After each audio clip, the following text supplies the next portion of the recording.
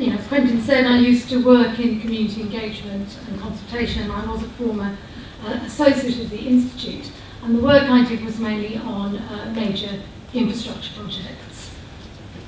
But obviously the central theme of today's conference has been new frontiers in public engagement and exploring developments and patterns in public engagement and stimulating debate. And from what I've seen while I've been here this afternoon, that's clearly been a huge success, and people have inputted into those arguments and looking at where we go in the future. So I'd like to look at one highly current issue. That's what I would like to explore with my speech with you this afternoon as we close today. And that is the very recent announcement by the Chancellor of the Exchequer of the government's new growth plan, and what this growth plan could mean for consultation. It is being described as a new approach for a new era. But for those of you who haven't actually read it yet, if you look at section 3.3, it announces the following. New legislation will be brought forward in the coming months to address barriers by reducing unnecessary burdens to speed up the delivery of much needed infrastructure. And this includes reducing the burden of environmental assessments, reducing bureaucracy in the consultation process, reforming habitats and species regulations, and increasing flexibility to make changes to a DCO, that's a development consent order, once it has been submitted.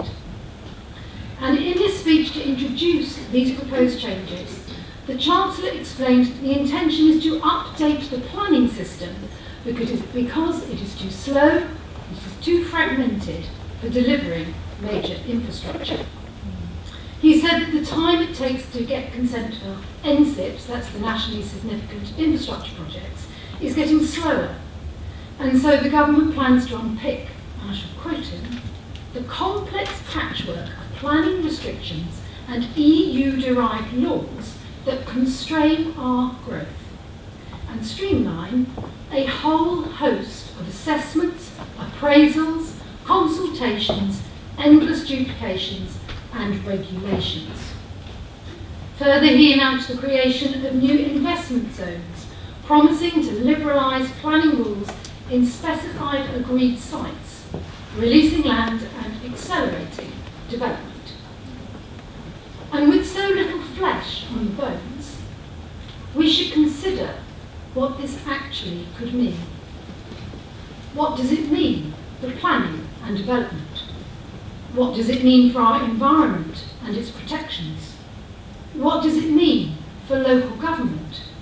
And what does it mean for consultation? If these proposals become law, what will future consultation look like? So I'd like to consider first the first and third pledges around the environment. Do we believe that environmental assessments are a burden? Don't we have them in place for very good reasons? And what is the purpose of reforming habitats and species regulations?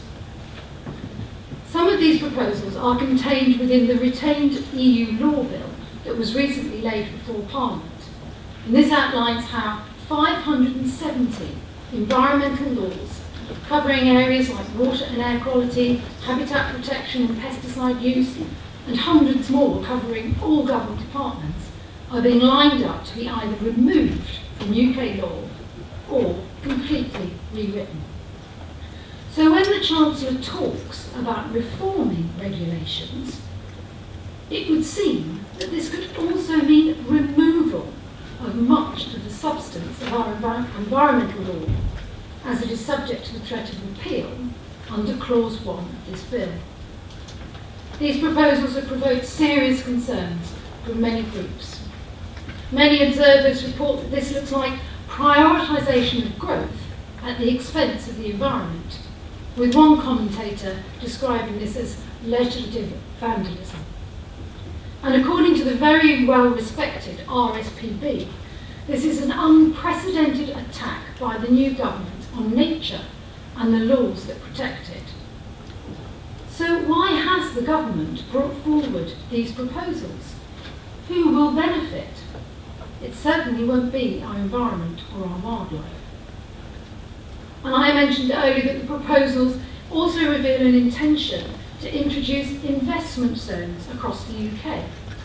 These are areas that we can targeted with specifically tailored tax incentives, planning liberalisation and wider support for the local economy. And the Campaign for the Protection of Rural England has described this as deregulation on steroids.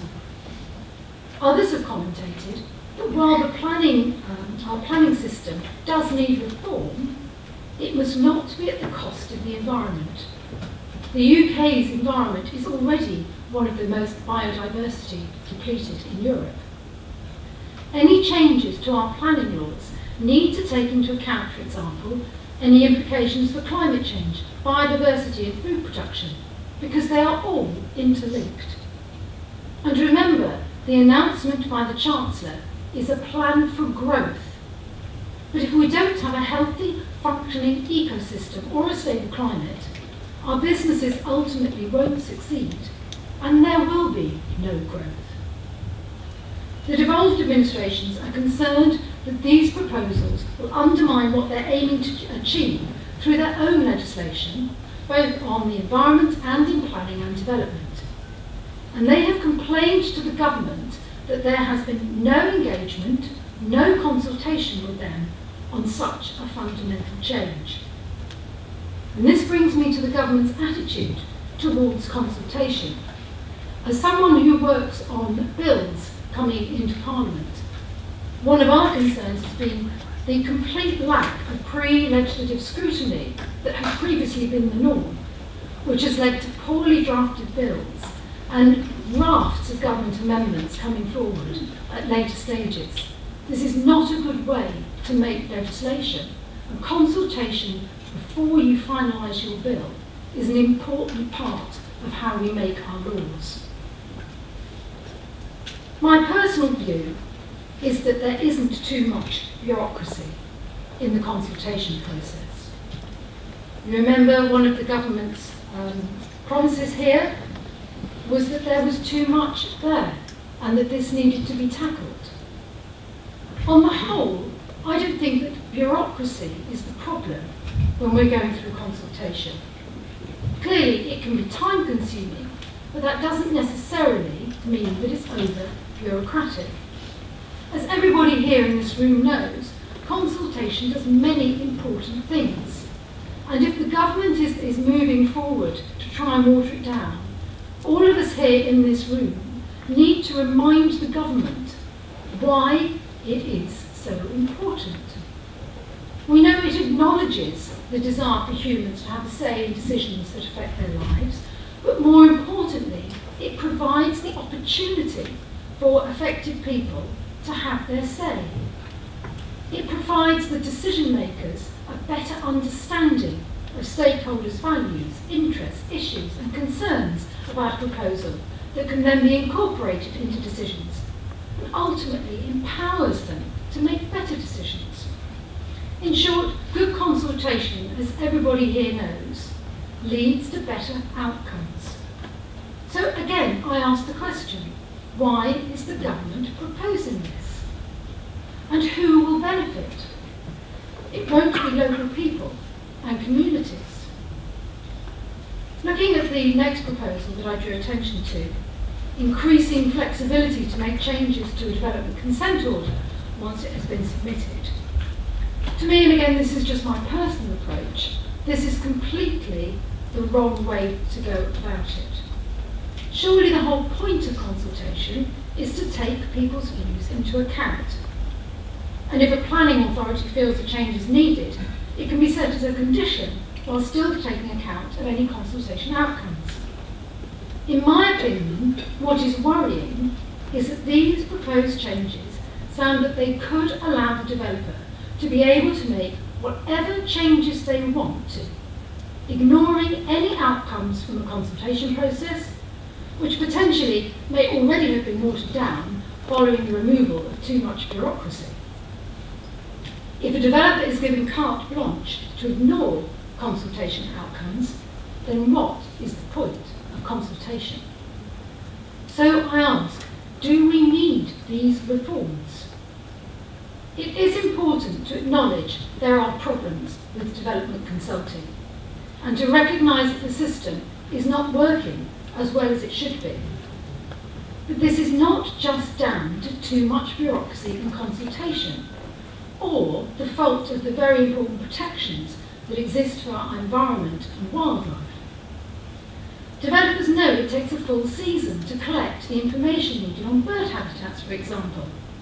So is the government saying that we no longer need this, that we no longer care about protecting birds during the development consent process? And if the delays in the process is the problem that the government has identified, and we know that there can be excessive delays, these proposals do not seem to me to be the solution. We should consider why it takes so long to get a consent order, and then work out how we improve the situation. A bonfire of the regulations that protect our environment and support local communities is not the way to go about it. One of the fundamental problems causing lengthy delays in consenting projects is the huge increase in the number of projects and schemes of all sizes that are being put forward. Clearly, we need new green energy infrastructure. We need new housing schemes. We need new transport links. And there is understandable frustration about how long the consent process can take. But the main reason behind this is lack of resource. If the government is encouraging new projects and schemes to go ahead, then it must resource the consenting bodies properly so they can cope with the extra work. The Planning Inspectorate and other decision-making bodies simply don't currently have the resources. So instead of cutting critical regulations and protections and looking to scale back consultation so communities get a proper voice, the government should instead be adequately resourcing consenting bodies so they can do their job both effectively and efficiently. And this needs to include sufficient staff to be able to properly consider responses to consultations. If the government doesn't want to put its hand in its own pocket, perhaps it should look at other ways of providing resource. One thought I had, and I don't think this would be very popular with any developers who might be in the room, it could increase the application fee. But perhaps developers would be happy to pay an increased fee if they knew that it meant that application was dealt with in a timely manner. And this isn't just a problem for England and for the Westminster government. The devolved government in Scotland is also struggling with resource. If we consider the amount of offshore wind, for example, that has been and is being built off the Scottish coast, all of this needs onshore infrastructure if the energy that it's providing is brought from the north further down to the south, where it's needed. And as an example, both the Scottish and Westminster governments are consenting more offshore wind. And this triggers investment in the transmission and distribution networks, but the consenting bodies then don't have the resource to deal with all these applications. In other words, we need more public spending to support the private developers in actually building the infrastructure that we need. But the government is looking to reduce public spending once again. Anyone involved in construction projects, particularly nationally significant infrastructure projects, knows that the applications process and decision can take years. I used to work on NSIPs before I was a Member of Parliament and before I went into House of Lords. And one of the projects I worked on was the consultation on the overhead lines into Hinkley Point C. I can see somebody grinning in the audience who worked with me on this. And it took years. I mean, you think it's still not built. We started this years and years ago. One of my jobs was to 6 monthly redraw the timeline for for the newsletters because it slipped so badly. And I'll also give you a current example, but I won't name the developer or the project because this is ongoing and it's actually a project that my husband is working on at the moment because he also works in consultation and engagement. And this is a major project in Scotland. If we look at the timeline for this, the first round of consultation was held in 2015. The third round of consultation was held in 2018. The consent application went in 2020.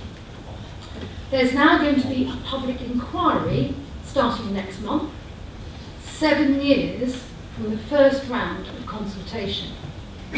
The first 5 years, during which the public consultation took place, was spent on developing and refining the scheme in order to get it right and to properly consider any community and environmental concerns. But what can't be right is it then took 2 years before any decision at all was taken. In this case, the whole public inquiry. And the only reason why is because there is a lack of resource at the consenting end.